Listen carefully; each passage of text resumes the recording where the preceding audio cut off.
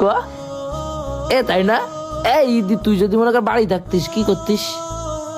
জানি ভাই, আমি তো বাড়ি যাইনি কোনোদিন, আমার তো বাড়ি নেই।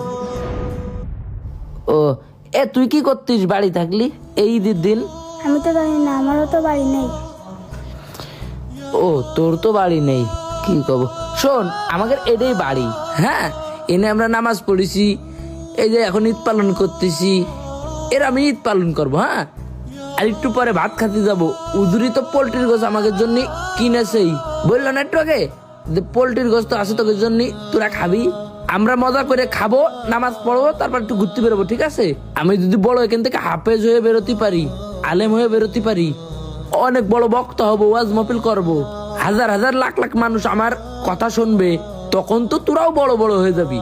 তোকে আমি বলবো না, তোকে সবার আমি আমার পাশে রাখবো, ঠিক আছে? চল উজু করে আসি।